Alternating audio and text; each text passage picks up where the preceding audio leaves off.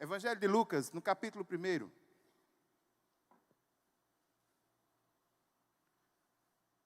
Irmãos, vocês já podem ter percebido, o livro de Lucas, no Novo Testamento, é o maior. E todos os capítulos são, em tese, muito robustos, muitos versículos. Nós não conseguimos sair ainda do primeiro capítulo. Hoje nós vamos ver o nascimento, a circuncisão, a nomeação de João Batista e a profecia de Zacarias, dos versículos 57 até 80. Evangelho de Lucas, no capítulo 1, dos versículos 57 até 80. E o texto diz assim, os versículos 57 e 58, logo no começo.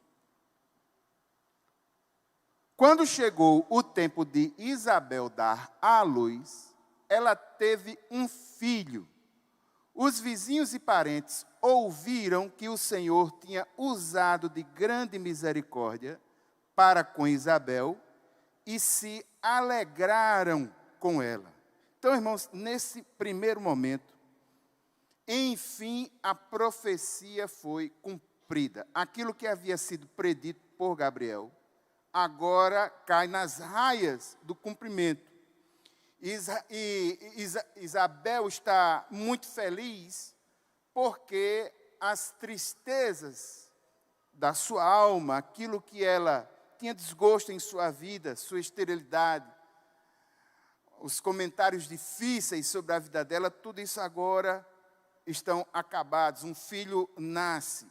Os vizinhos, os parentes, se alegram com ela, se unem com ela nessa alegria, porque conheciam a vida desse casal, Isabel e Zacarias, e sabia como essa criança ia fazer uma diferença grande. Todos estão felizes pelo nascimento da criança. Versículos 59 a 61, o texto diz: aconteceu que no 8º dia foram circuncidar o menino e queriam dar-lhe o nome de seu pai, Zacarias. Mas a mãe do menino disse: de modo nenhum ele será chamado João. Disseram-lhe: mas você não tem nenhum parente com esse nome. Olhe para mim um momento. Eles estão cumprindo os ritos religiosos de purificação da religiosidade judaica. Quando nasce uma criança, com 8 dias nascida, ele é apresentado no templo. É feito, se do sexo masculino, é feito uma oferta específica, e é nesse momento que a criança recebe uma cirurgia de circuncisão, de uma forma bem, digamos assim, artesanal, bem de lá mesmo, com a faca de pedra. Quando o corte no prepúcio da criança é executado, que a criança se retesa, ela recebe ali o seu nome. Jesus passou, ou vai passar, porque ele não nasceu ainda, de acordo com a narrativa, vai passar pela mesma situação. Isso é em respeito à lei. Uma criança do sexo masculino, na cultura judaica, recebe o seu nome quando apresentado, num rito de circuncisão. Tudo isso está dentro desse contexto. Só que aqui surge uma coisa interessante, irmãos. É que a ideia que se tem é que ele vai ser chamado de João, muito embora os vizinhos, as pessoas envolvidas nisso, fazem um questionamento. Por que fazem esse questionamento?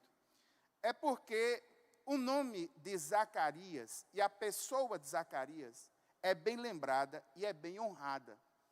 Eu gostaria de lembrar aos irmãos que essa é uma cultura de nomes funcionais. O nome Zacarias significa o Senhor lembra, o que tem muito a ver com a situação dela. É por isso que há essa sugestão em que o nome da criança seja Zacarias, uma homenagem ao pai, o nome funcional e a lembrança de que no clã não havia ninguém com o nome de João, que significa Deus é gracioso. Quem afirma o nome da criança como João é Zacarias. É Zacarias, aliás, nesse momento agora, é Isabel. Zacarias vai afirmar posteriormente, porque ele vai começar a falar. Mas o fato é que Isabel sabia, e Zacarias já tinha lhe dito, que o nome dele seria João. E ela afirma, é João o nome da criança. Versículos 62 a 64. Fizeram sinais, perguntando ao pai do menino, que nome queria que lhe dessem. Então, pedindo uma tabuinha, ele escreveu, o nome dele é João. E todos se admiraram. Imediatamente a boca de Zacarias se abriu e a língua se soltou. Então começou a falar, louvando a Deus. Aqui, irmãos, algo maravilhoso e uma coisa muito interessante. Zacarias, ele tinha perdido a fala, ele não tinha perdido a audição. E aqui uma coisa que é comum. Às vezes as pessoas pensam que aquele que não fala é mudo, ele também é surdo. Perceba que o povo aí também fez a mesma confusão. Zacarias ouvia, ele não estava falando. Aí escreveram para ele em forma de tabuinha. Isso é uma questão, irmãos, que ocorre, que acontece. João, o nome João significa Jeová tem sido gracioso, Deus é gracioso. E o nome de João havia sido decidido pelo próprio Deus. E cabiam a ele obedecer. E vale a pena salientar que os pais estão em unanimidade com relação a isso. Isabel afirmou e João afirma. João não, no caso, Zacarias afirma. O nome da criança é João. Esse João é o arauto da graça de Deus para o povo. Ele é o arauto de Jesus. E nesse momento, de forma maravilhosa, Zacarias recobra a sua voz. E quando Zacarias recobra a voz, qual é a primeira coisa que ele faz? Ele louva a Deus. Isso é muito significativo. Isso é muito significativo. Quando Zacarias recobra a voz, a primeira coisa que ele faz é louvar ao Senhor. E a atitude de todos ali mudam. Todos os vizinhos deles ficaram possuídos de temor. E essas coisas foram divulgadas por toda a região montanhosa da Judeia. Todos os que as ouviam guardavam-nas no coração, dizendo, o que virá a ser este menino? E a mão do Senhor estava com ele. Vamos todos juntos dizer essa última frase, a mão do Senhor. E a mão do Senhor estava com ele. Irmãos, a atitude de todos se modificam nesse momento. Esses atos extraordinários que a vizinhança acompanhou, que a família percebeu, viveu, na mente das pessoas, nós temos aqui uma convicção clara, presente, de que o Senhor está no controle de toda a situação. Todas as coisas que acontecem, perceba, é levado a sério por todos. As esperanças do povo são intensificadas quando essa criança nasce. E Lucas, o autor desse livro, ele registra algo. E ao registrar, entenda, ele como autor do livro, ele escreve numa perspectiva de tempo futuro. Então ele faz uma análise desse homem tremendo, esse profeta de Deus, chamado João Batista, e diz, a mão do Senhor estava com ele. Ou seja, uma pessoa profundamente abençoada por Deus. Irmãos, esse pequeno fragmento de texto que nós lemos, ele tem grandes verdades espirituais e devocionais para a nossa vida. A primeira verdade, sabe o que é? Alegria. Os versículos 57 e 58 diz que as pessoas se alegraram com Isabel, se alegraram com a criança. Irmãos, alegrar com os alegres é uma questão muito importante para o cristão. Essa é uma definição emocional de igreja. Igreja é o lugar onde se reúnem as pessoas para chorar com os que choram e para se alegrar com os que se alegram. A idade avançada de Zacarias, a esterilidade de Isabel, não impediram o nascimento de João Batista. João Batista é um milagre. E esse nascimento traz alegria a essa família, a esse povo. Uma alegria contagiante, percebida por todos. Aqui cabe uma reflexão muito interessante. Irmãos, eu gosto muito dos momentos nos cultos de oração, quando nós temos testemunhos. Porque os testemunhos reforçam a nossa fé. Quando uma pessoa dá um testemunho da ação de Deus na vida dela, a gente se alegra. A gente se alegra porque sabe que Deus é um Deus poderoso, que tem agido na vida das pessoas. Agora, irmãos, é necessário ter um cuidado quando nós não conseguimos nos alegrar com a alegria do outro. Quando a alegria do outro me traz incômodo, me desculpe a franqueza, você tem um sério problema em sua alma. Se a alegria do outro não lhe alegrar, se a alegria do outro lhe trouxer alguma forma de sentimento, atitude ou comportamento negativo, por favor, reveja sua vida, reveja seus conceitos. O cristão verdadeiro, humilde, piedoso, é aquele que quando ouve que um irmão seu alcançou algo que estava precisando, ele se alegra. Ele se alegra quando sabe que um irmão seu conseguiu vencer uma doença que todos diziam que haveria de ser para a morte.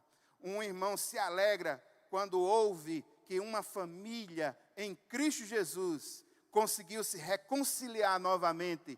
Um irmão se alegra quando a gente vê crianças louvando, adorando ao Senhor, uma juventude, uma adolescência louvando e adorando ao Senhor, quando lá no mundo existem jovens, adolescentes que não têm o mínimo de temor a Deus.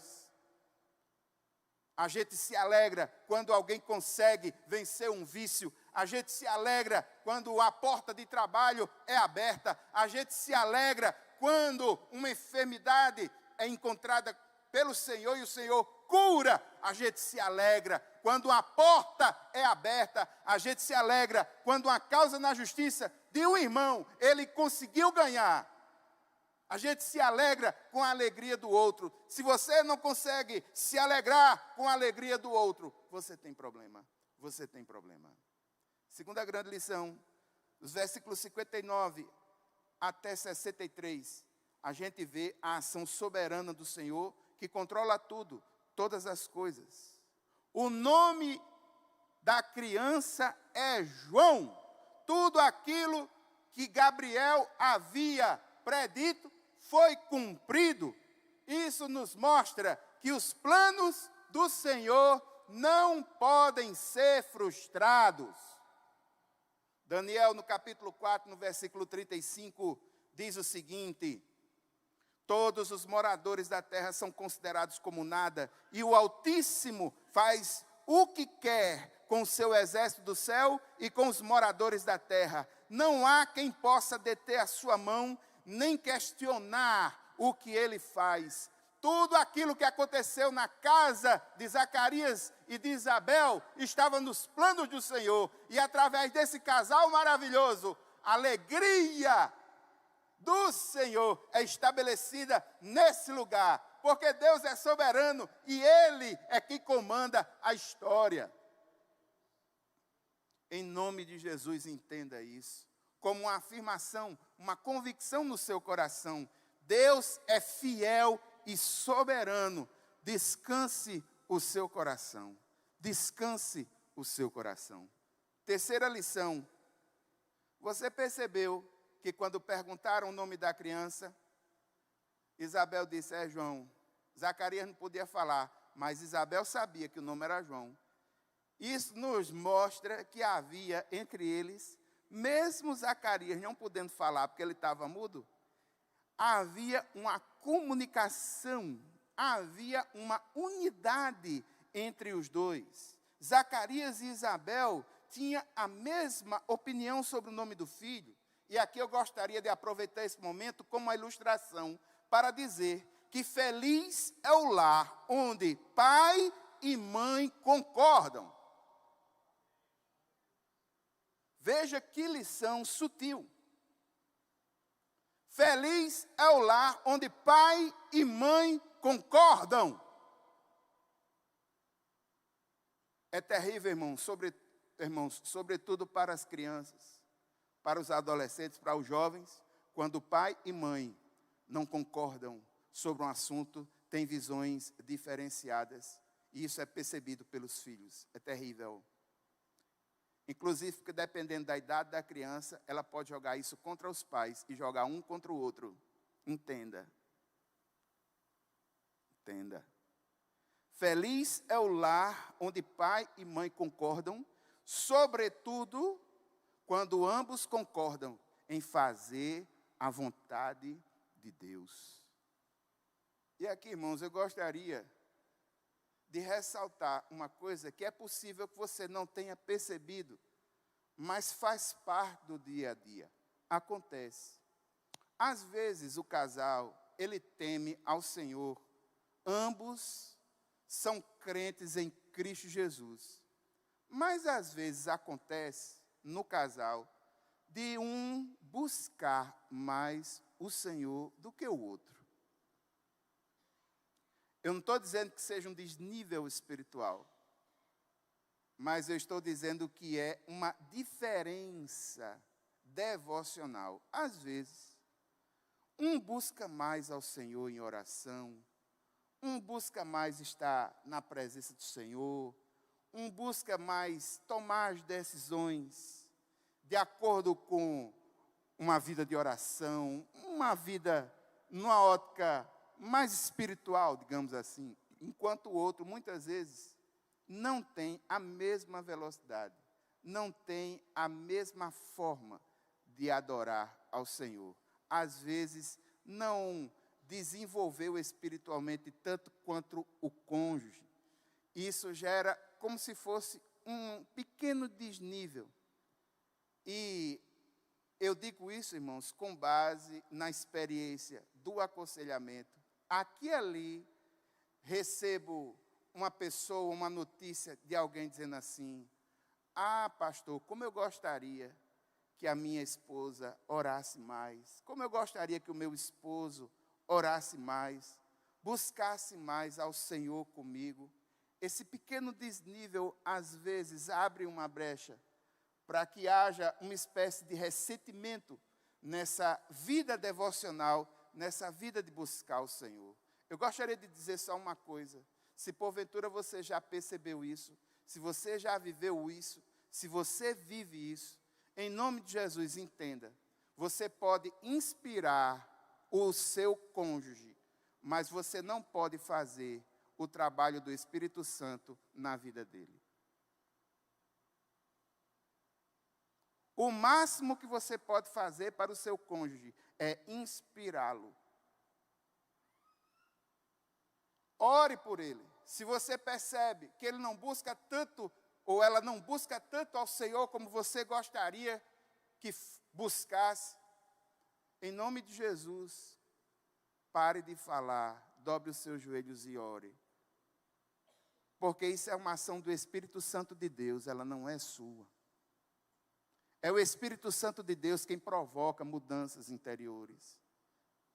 É o Espírito Santo de Deus. O que você vai poder fazer é orar. O que você vai poder fazer é inspirar. A partir do momento que você começa a cobrar, ou a partir do momento que você começa a dizer palavras que às vezes começam a ferir mais do que buscar um relacionamento ou reatar um relacionamento, porque isso acontece. Eu estou dizendo uma coisa que é da prática. Isso acontece, irmãos, isso ocorre. Às vezes a pessoa quer exortar o outro a buscar mais o Senhor, só que fala as palavras erradas no momento intempestivo. A motivação pode ser até boa, mas se isso não for conduzido pelo Senhor, é possível que dê problema. Provérbios vai dizer que uma bênção dita no momento errado pode se transformar numa maldição. As modificações que você espera no seu cônjuge, em primeiro lugar, coloque diante do Senhor e faça a sua parte. Faça a sua parte. Busque você ao Senhor. Coloque a sua vida de oração em pratos limpos. Faça a sua parte e interceda pelo seu cônjuge. Mais dia ou menos dia, você vai estar glorificando a Deus, agradecendo, porque o seu cônjuge tem se desenvolvido espiritualmente.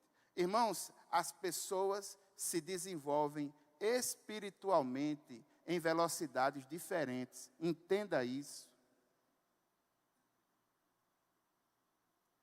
Tem gente que com 2, 3 anos de evangelho já é maduro na fé. E tem gente que passa 30 anos dentro da igreja e não sabe tomar uma decisão que preste.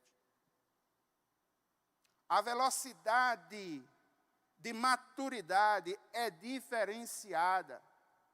Nem todo mundo tem a mesma velocidade, a mesma pegada de desempenho espiritual. Alguns se desempenham de forma mais rápida.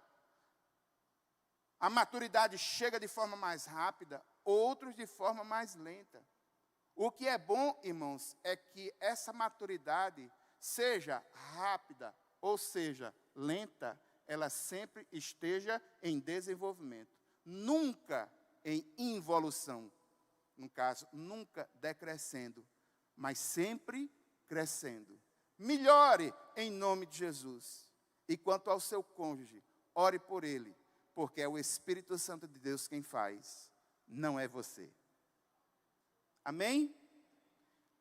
Versículo 66, confiança na soberania de Deus. Irmãos, é uma bênção quando a gente lê, é uma bênção quando a gente ouve, é uma bênção quando a gente ora. Essa frase para mim é maravilhosa. Hoje eu chorei muito e descansei no Senhor, vendo a mão do Senhor sobre a vida de João Batista. A frase é: a mão do Senhor estava sobre ele. Ouça, que a mão do Senhor esteja sobre você. Que a mão do Senhor esteja sobre sua casa. Que a mão do Senhor esteja no teu trabalho. Que a mão do Senhor esteja na tua família. Que a mão do Senhor esteja sobre a tua alma, trazendo o que você precisa. Que a mão do Senhor esteja nos teus propósitos e que eles sejam de Deus para a tua vida. Que a mão do Senhor te proteja nos momentos difíceis. Sem a mão do Senhor, nós não somos nada. Que a mão do Senhor esteja conosco. Vamos agora para a segunda sessão, porque Zacarias está cheio do Espírito Santo. Ele está agora com a boca liberada. E ele está com a boca liberada, cheio do Espírito Santo de Deus. E o que é que ele vai fazer, irmãos? Ele vai adorar ao Senhor. E na adoração de Zacarias, uma adoração que pode ser dividida em duas partes. Você está com sua Bíblia aberta? Dos versículos 68 até 75, a adoração de Zacarias, ela tem um aspecto amplo. Dos versículos 76 até 79, a adoração de Zacarias vai ser um ato profético para João. Vamos lá, versículo 67, o texto diz o seguinte: Zacarias, o pai de João, cheio do Espírito Santo, profetizou. Louvado seja o nome do Senhor, porque Zacarias vai fazer algo tremendo. Nessa sessão ampla, ele vai profetizar. O que significa profetizar? Profetizar significa falar as palavras de Deus com a autoridade de Deus, no momento de Deus, para revelar o que Deus quer revelar. Se é passado, presente ou futuro, isso pouco importa. O que importa é a inspiração que vem de Deus, a palavra que é de Deus, a revelação que é de Deus e o que é falado é verdadeiro. Desculpe. Aí ele começa falando, primeira estrofe, versículo 68. Bendito seja o Senhor, Deus de Israel, porque visitou e redimiu seu povo. Irmãos, o cântico que nós vimos de Maria chama-se Magnífica na cristandade. Esse cântico de Zacarias na cristandade chama-se Benedictus. Porque na Bíblia católica, quando ele começa a cantar, e é sobretudo a Bíblia de Jerônimo, que é uma Bíblia que teve uma estabilidade de 1000 anos dentro da cristandade, esse termo Benedictus marca essa canção, que é uma doxologia. O que é uma doxologia? Uma glorificação direta a Deus. São expressões que magnificam, que justificam louvor à glória do Senhor. No seu sentido geral, veja que Zacarias louva a Deus, porque Deus visitou com salvação o seu povo, redenção. Salvação através de quem? Zacarias vai dizer que essa salvação não está no filho dele. Ele é da tribo de Levi, mas a salvação vem da tribo de Davi. E é isso que você vê nos versículos 69 e 70. E nos suscitou plena e poderosa salvação na casa de Davi, seu servo, como havia prometido desde a antiguidade por boca dos seus santos profetas. Irmãos, um dos grandes problemas pelos quais as pessoas perdem verdades espirituais quando leem a Bíblia é a leitura desatenta. Porque Isabel e Zacarias são da tribo de Levi. Não são da tribo de Davi. Ele, no momento do seu filho, está louvando a Deus pela salvação que vem da casa de Davi. Ele está falando previamente, inspirado pelo Espírito Santo do Senhor, sobre Jesus. Ele está profetizando o que os profetas do Antigo Testamento já haviam falado. Essa revelação, irmãos, ela é histórica. Deus intervém no mundo. Deus se fez carne, cumprindo as profecias no decorrer da história humana. Essa salvação é tipológica. Tudo aquilo que no Antigo Testamento havia sido profetizado, predito e simbolizado, agora está perto de ser cumprido. O arauto de Jesus já nasceu. Em breve, o rei haverá de nascer também. Essa salvação que é predita, irmãos, essa profecia, ela tem o seu caráter eminentemente profético. Zacarias fala em nome de Deus, a vontade de Deus, no momento de Deus, trazendo a solução de Deus para a humanidade. Salvação, Redenção não é uma salvação chinfrim, é uma salvação poderosa. Na língua original, literalmente, chifre de salvação. A ideia de chifre dentro da cultura judaica está ligada à figura do poder.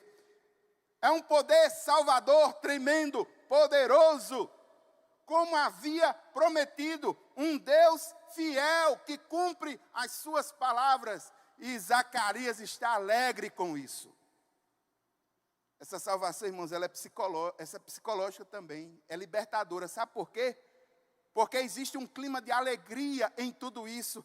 Ele não está falando com lágrimas de choro nos olhos, mas com uma ambiência de alegria. É recebido com alegria, é recebido com libertação, é libertação espiritual para o povo. Libertação de quem? Do inimigo. Onde é que está o inimigo? Versículo 71 a 73.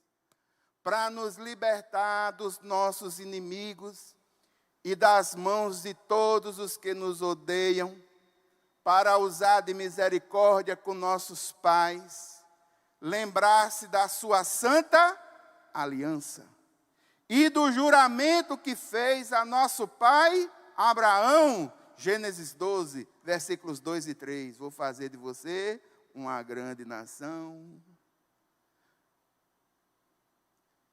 Veja, irmãos, perceba. A Bíblia foi escrita no espaço de 1.600 anos, por 42 a 46 autores distintos, com 3 línguas distintas, 1.189 capítulos, 31.173 versículos. Perceba a sincronia. Um livro que havia sido escrito anos e anos e anos e anos. Profecias que haviam sido faladas anos e anos e anos e anos. São cumpridas. Por quê? Porque Deus é fiel. E ele fala aqui em inimigo. No caso da salvação, irmãos, é Satanás, o verdadeiro inimigo. A ideia é de redenção. Tenha em mente que é Satanás e seus anjos aqueles que mais odeiam os que verdadeiramente depositam a sua fé em Deus. Se você crê no Senhor, meu irmão, entenda, tem gente que lhe odeia. Me desculpe dizer isso, mas a realidade é essa. Satanás, ele não brinca de Satanás. A missão dele é roubar, matar e destruir. E ele, juntamente com os seus anjos, lhe odeia. Simples. Ele lhe odeia. Irmãos, a gente que está na liderança, de uma liderança espiritual, eu milito na igreja praticamente desde os 11 anos de idade. Quando eu perdi a inocência da minha infância, eu estou dentro de uma igreja. Chega um certo ponto na vida da gente, irmãos, que a gente começa a dimensionar as coisas pela quantidade de batalha que está acontecendo. Alguns líderes mais experientes vão entender o que eu estou dizendo.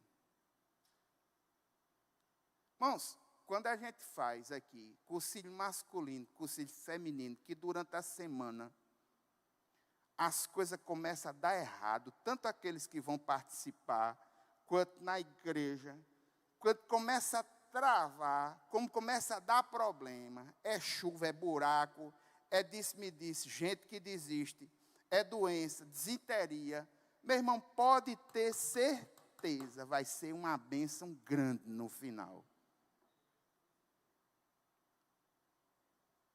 Tem certas coisas hoje em dia que eu faço como líder e à frente de algumas questões espirituais, que quando eu boto o pezinho que começa a guerra mesmo, irmãos, e surgem problemas de onde você nem pensa que vai surgir, surge. Tudo feitinho para dar certo, aí dá errado. Qual é o dia? Dia tal. Já sei o que é. É Satanás procurando desestabilizar. Porque é ele o nosso verdadeiro inimigo. É Satanás o nosso verdadeiro inimigo. Quando Deus, por intermédio do filho de Davi, resgata seu povo, concedendo salvação, veja que Zacarias olha para a aliança. Um Deus que cumpre o que diz. Há um juramento. Versículos 74 e 75. O juramento de conceder-nos que, livre das mãos de inimigos, o adorássemos sem temor, em santidade e justiça, diante dele, todos os nossos dias.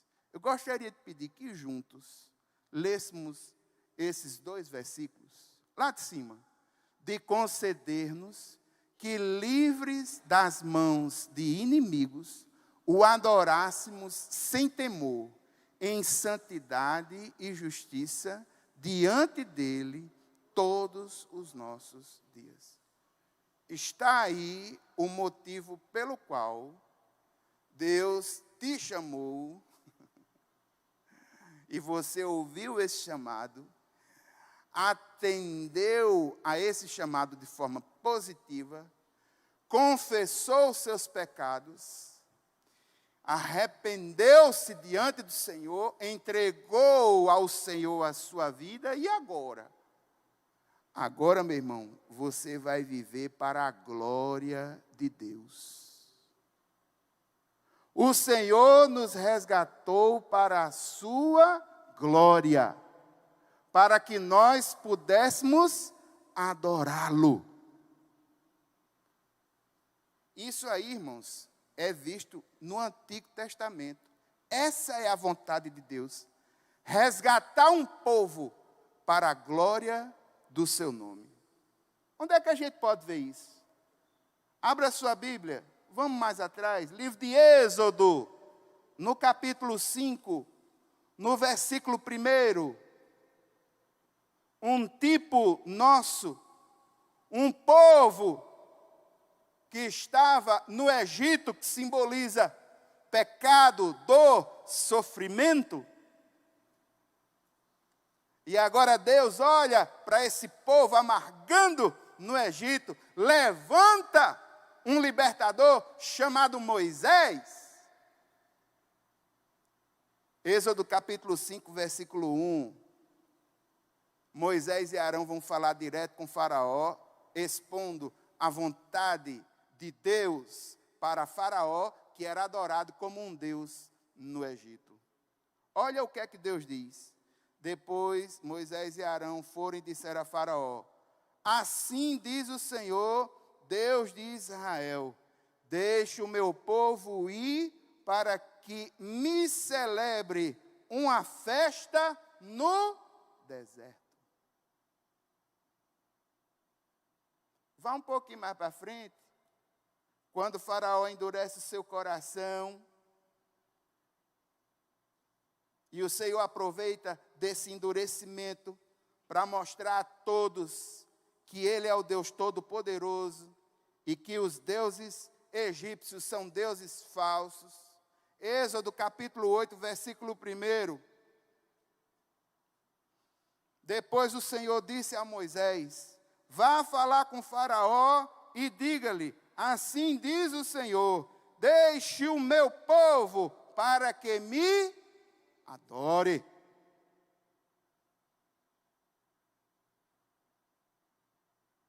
Irmãos, nós somos resgatados para a glória de Deus. E quando nós nos unimos para glorificar o Senhor, nós estamos cumprindo a nossa maior missão aqui na terra.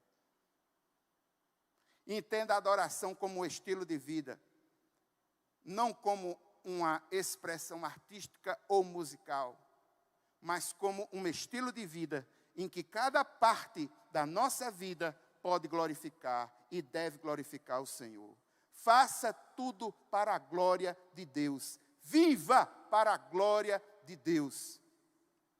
É por isso que no Novo Testamento é dito: não vivo mais eu, mas Cristo vive em mim. Não vivemos mais para nós mesmos, irmãos. Nós precisamos ter a grata compreensão de que vivemos para adorar o Senhor. Adoramos a Deus com a nossa profissão, com a nossa vocação, com os nossos bens, com a nossa vida, com a nossa mente, com os nossos recursos, com o uso programado do nosso tempo, com as nossas prioridades, com aquilo que Ele nos dá. Nós adoramos a Deus com a nossa vida como um todo. E quando vimos à casa do Senhor para adorar em coletividade, tenha isso em mente.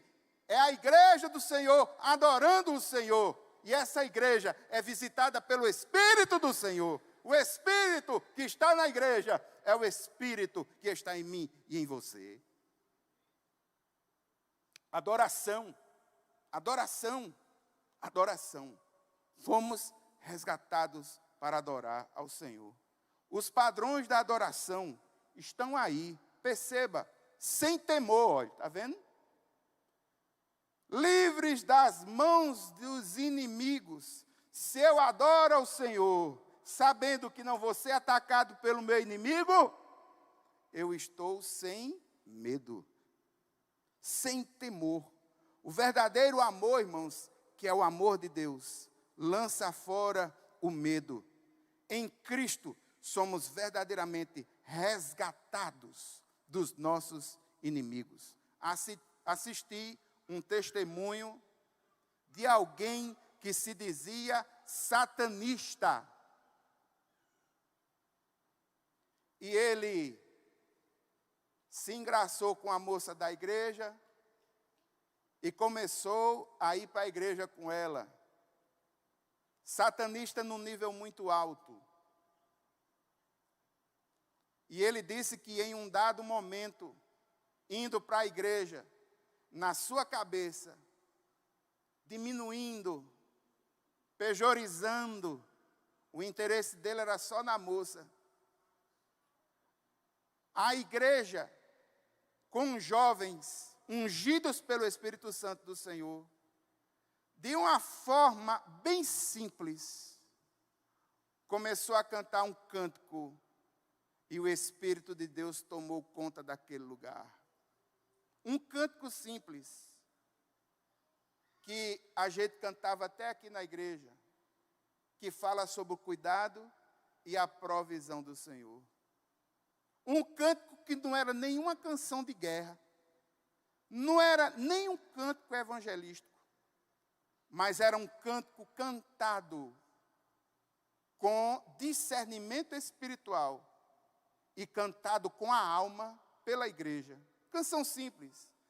Não tenha sobre ti nenhum cuidado qualquer que seja, pois somente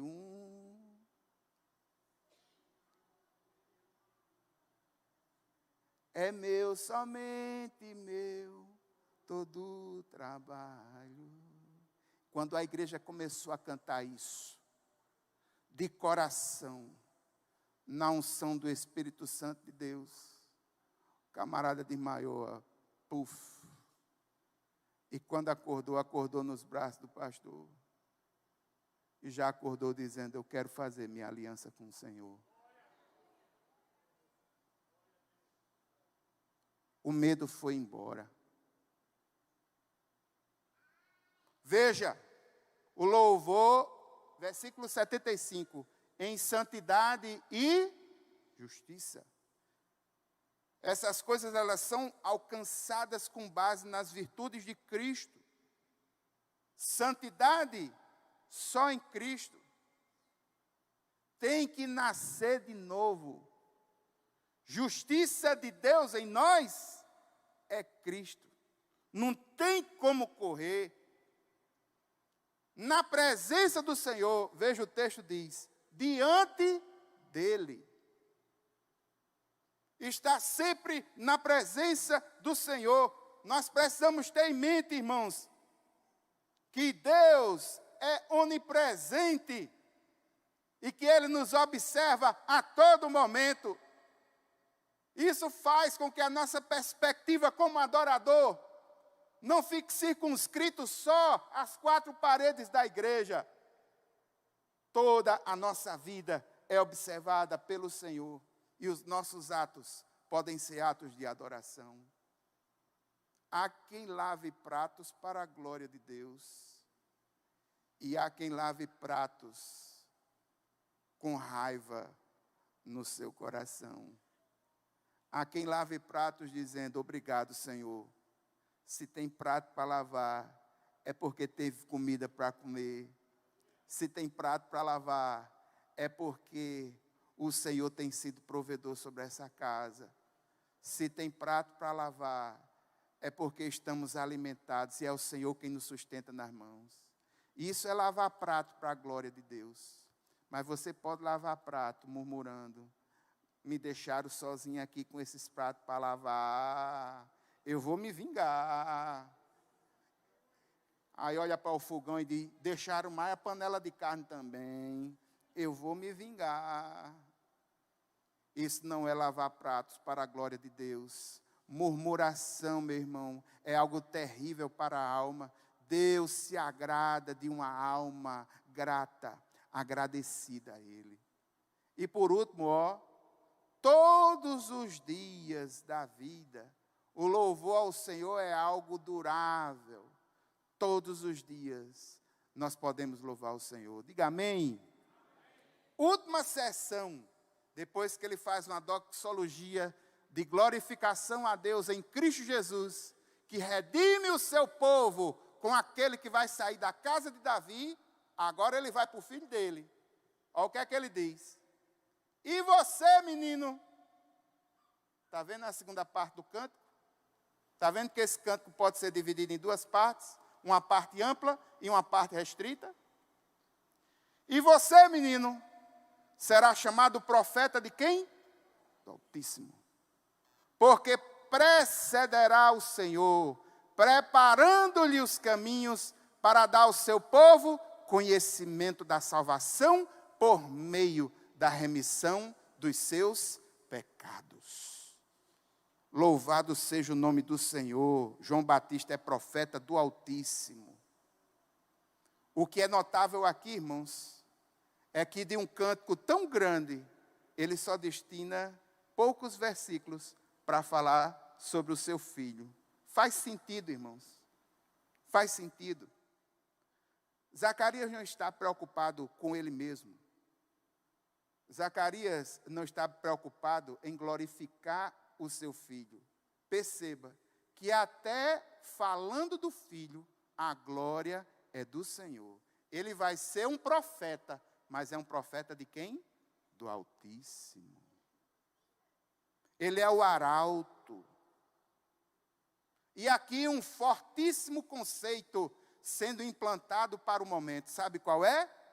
A salvação vem pelo perdão dos pecados. Olha, dá ao seu povo conhecimento da salvação por meio da remissão dos seus pecados. Salvação se dá pelo perdão.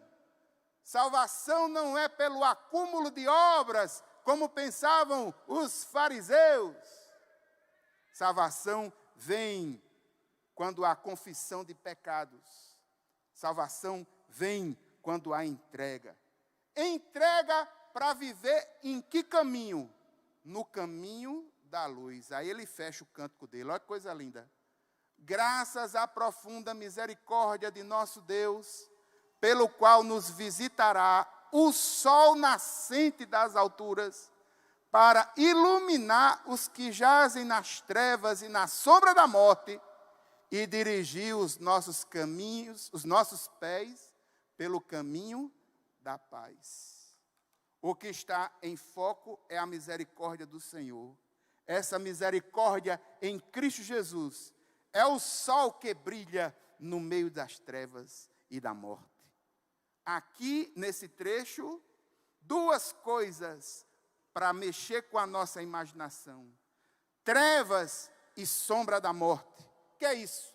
Condição de perigo, medo, desesperança, desfalecimento, sem a possibilidade de ajuda por parte do homem, cegueira espiritual, depravação, tristeza, desalento, morte.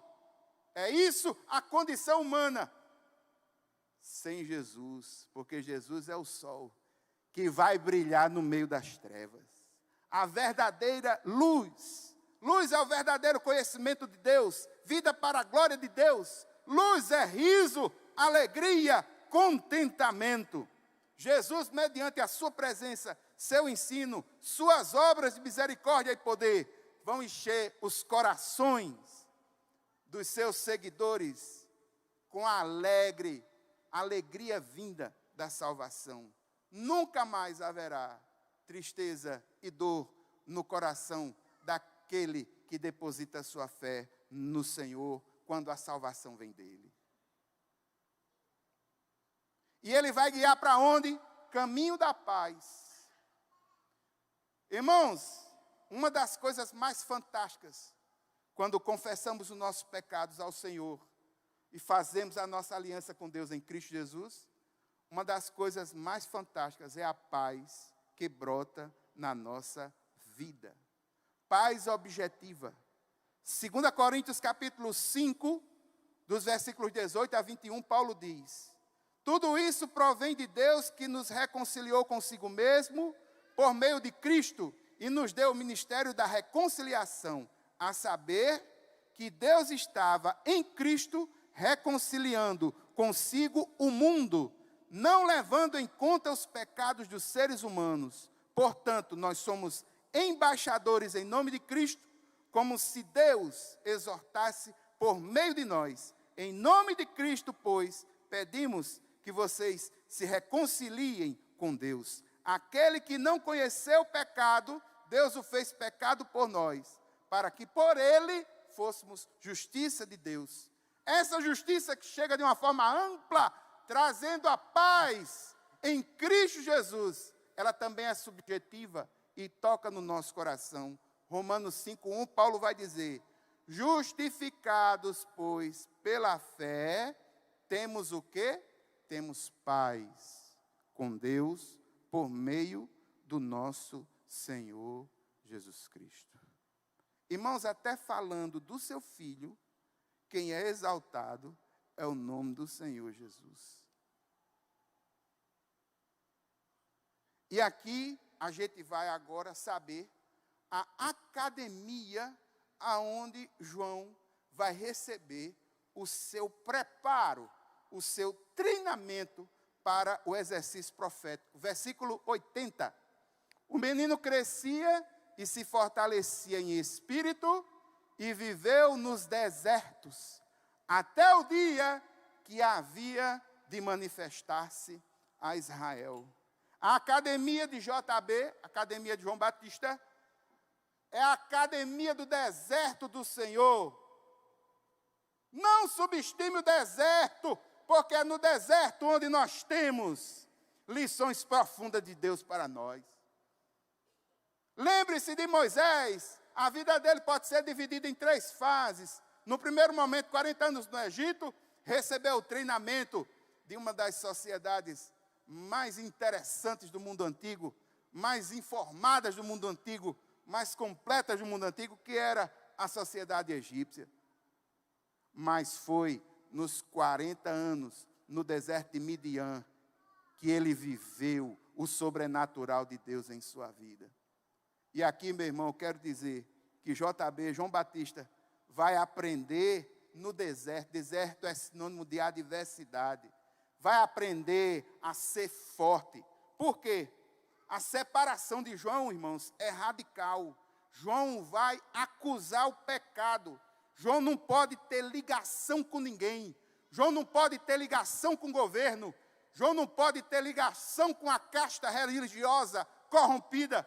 João não pode ter ligação com ninguém, porque quando ele começar a falar, a palavra dele vai ser: arrependei-vos. E ele vai pregar arrependimento com autoridade, porque a sua vida foi de devoção e santidade, vivendo separado de tudo no deserto. É no deserto, irmãos, que a gente aprende a ser forte. É no deserto que a gente aprende os nossos limites. É no deserto que a gente fica forte, sobretudo para confrontar o pecado. É no deserto que recebemos revelações profundas de Deus. Se você tem passado por um deserto do Senhor, em nome de Jesus, entenda. A maior virtude de quem está no deserto é sobreviver. É aí onde a maior prova de fé é simplesmente perseverar. Persevere, porque ninguém fica no deserto para sempre. Há um momento em que o Senhor nos tira do deserto e nos coloca para fazer a sua vontade. Amém? Lições espirituais para a gente encerrar. Primeira lição, como sempre, adoração. Zacarias começa dizendo, bendito. E aqui, irmãos, eu gostaria de ressaltar isso. Teologia deve ser feita para a glória de Deus. Teologia boa gera intimidade com Deus e vida piedosa. Teologia que só gera dissensão, briga, esqueça isso. Teologia boa é aquela que me aproxima de Deus, me aproxima do próximo, me aproxima da vontade dEle e me faz viver os propósitos de cabeça erguida, enfrentando as dificuldades da vida, ungido pelo Espírito Santo de Deus, com os dons espirituais, com o fruto do Espírito na alma, até o dia em que o Senhor nos chamar para a glória. Teologia ocupa o seu lugar quando é feito para a glória de Deus. Salvação em Cristo Jesus. Ao comemorar o nascimento do seu filho, Zacarias fala de Jesus. Irmãos, não é à toa que no Evangelho de João, a gente vai ver João Batista dizendo, convém que ele cresça, mas que eu diminua. Porque desde o início foi assim. Desde o início foi assim. Desde o início foi assim. Preparo para o serviço. João foi preparado nas dificuldades do deserto. Aqueles que planejam exercer influência, sobretudo sobre as multidões. É necessário aprender primeiro a ficar sozinho. O deserto do Senhor vem, meu irmão, mas não é para sempre. Sustente, fique, persevere, aprenda e depois cumpra a vontade do Rei. Amém? Falando em teologia, sabe qual foi a coisa mais impressionante? Ao olhar para esse texto, a mesma coisa que aconteceu com Maria, acontece com Zacarias. Maria, quando cantou, quando exaltou a Deus, todas as suas expressões eram expressões do Antigo Testamento, textos do Antigo Testamento. Do mesmo jeito, irmãos, Zacarias. Eu trouxe aqui um gráfico, são 2 folhas. Do lado direito, esquerdo, tem as expressões que Zacarias falou. Do lado direito, no Antigo Testamento, os textos onde essas expressões são utilizadas. Ou seja, ao adorar a Cristo, através do nascimento do seu próprio Filho, na unção do Espírito Santo, Zacarias profetiza de acordo com a palavra. Ele tem um conhecimento profundo e o Espírito de Deus coloca para fora todo esse conhecimento nesse momento maravilhoso. Mais uma vez a pergunta: o quanto da palavra de Deus você tem no seu coração e que lhe ajuda a tomar as decisões do dia a dia? A boca fala aquilo que o coração está cheio. As nossas decisões passam por aquilo que nós colocamos no nosso coração. Zacarias estava cheio da palavra e o Espírito Santo de Deus utilizou daquilo que ele conhecia, transformando esse cântico maravilhoso numa expressão pura de teologia que leva para a vida. E por falar em teologia que leva para a vida, Eu gostaria só de que os irmãos estivessem orando e quem se interessar, irmãos, a Rede Ensine, que é o departamento de ensino da nossa igreja, cujo mentor é o pastor Daniel Mota, está lançando cursos avançados, estudos avançados em teologia e missiologia. Se você pensa em algum dia ou quer ir para um seminário para desenvolver sua vocação, uma sugestão, não vá logo não. Antes dê uma passadinha nesses módulos para que você possa avaliar de forma mais profunda, efetivamente, o que de fato é a teologia. Os cursos são por módulos. Os módulos são de R$ 45,00 por mês. Os professores, já começa agora, em abril, Teologia Sistemática com Alexandre Magno, Teologia Bíblica dos Sinóticos e Atos, com aquele pastor ali, muito bonito. Em junho, Teologia Bíblica de Missões, com a missionária Noemi. Em agosto, Apologética e Cosmovisão Cristã. Em setembro, Plantio e Revitalização de Igrejas. Em outubro, Aconselhamento Bíblico. E em novembro, Antropologia Cultural e Missionária, com o pastor Daniel Mota. Desses aí, irmãos, o menos qualificado sou eu. É só doutor e mestre. Tenha essa experiência, certo? Converse com o pastor Daniel Mota, se você se interessou, e faça teologia para a vida. Não faça teologia para discutir internet, não. Que isso é jogar pérolas aos porcos. Faça uma teologia onde você viva para a glória de Deus, se aproxime do Senhor e faça com que as pessoas ao seu lado se inspirem na tua vida e busquem ao Deus também. Faça teologia para a vida. E neste sentido, irmãos, eu gostaria de orar. Quero orar por esse empreendimento. Quero orar pela sua vida, para que você tenha desenvolvimento espiritual. E que o maligno não toque em você. E que você cresça espiritualmente falando.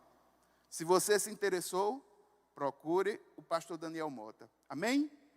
Vamos orar, encerrando. Pai eterno, muito obrigado, Senhor. Nesse momento, ó Pai, nós queremos interceder, Pai, por cada filho teu que está aqui neste lugar. Hoje foi falado em palavra, hoje foi falado em alegria, hoje foi falado em intimidade com Deus, hoje foi falado em teologia, hoje foi falado nas promessas sendo cumpridas, hoje foi falado em teologia boa para a vida, teologia que nos leva a adorar. E neste sentido, meu Deus, eu quero clamar que os teus filhos possam se desenvolver na fé. Retira, Senhor, de suas vidas tudo aquilo que impede a que eles se desenvolvam na fé. Pai eterno, queremos colocar esses cursos, esses módulos nas tuas mãos. E de pedir, Deus, no nome de Jesus, que o Senhor abençoe cada palestrante, cada pessoa que vai participar, e que elas possam ter uma visão profunda do teu reino e viver para a tua glória. Pai, cada vida e cada família aqui representada, que seja vivida na glória do Senhor, para a glória do Senhor. Pai, nos leva em paz para casa, e que nós possamos ter uma noite tranquila, restauradora, de paz. Paz que excede todo entendimento. Paz que nos dá alegria. Paz que nos faz viver. Muito obrigado, ó Pai. Oramos no nome de Jesus.